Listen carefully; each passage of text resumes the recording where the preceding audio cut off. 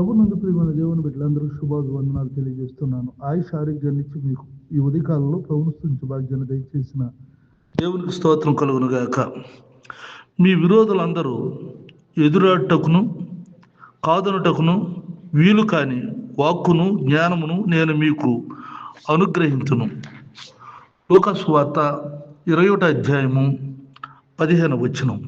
ప్రార్థన. కృపగలిగిన మా తండ్రి, జీవం కలిగిన మా గొప్ప దేవ, ఈ ప్రార్థనలు ఏకీపిస్తున్న నీ బిడ్డలందరినీ ఆశీర్వదించి దీవించు. ఇంట్లో నుండి బయటకు వెళ్తున్నా, బయట నుండి ఇంటికి వస్తున్న కాపుదల భద్రతలో ఉంచు. వారు చేస్తున్న వ్యాపారం, వ్యవసాయం, ఉద్యోగాల్లో, చదువుల్లోనూ తోడుకుండి సహాయం చేయండి ప్రభా. వీరికి వ్యతిరేకంగా లేచిన ప్రతి ఆయుధం వర్ధిల్లదు కనుక జ్ఞానమును వాక్కును మీకు ఇస్తానని చెప్పావు. వీరికి సమృద్ధిగా దయచేయండి. నీ దీవులతో నింపండి. రక్షణ లేని వారికి రక్షణ దయచేయండి. రక్షింపబడిన వారిని నీ వాక్శక్తితో పరిశుద్ధాత్మ పూర్లుగా చేయండి. కృపతో నింపండి. నీ రాకడ కొరకు సిద్ధపరచండి. అలాగే నా తండ్రి, సంతానం లేని వారికి సంతానం దయచేయండి.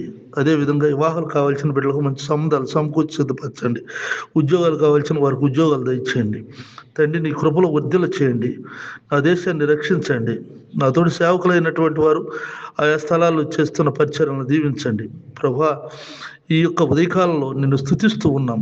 ఈ ప్రార్థనలు ఏకీపిస్తున్న నీ బిడ్డలందరినీ ఆశీర్వదించి దీవించమని దేవునితో మన యేసుక్రీస్తు పరిశుద్ధ నామములో ప్రార్థిస్తున్నాం తండ్రి. ఆమెన్. తండ్రి దేవుని దయ, ప్రభువైన యేసుక్రీస్తు వారి కృప, పరిశుద్ధాత్మకు నిత్యం తోడైనగాక. Amen, amen, amen.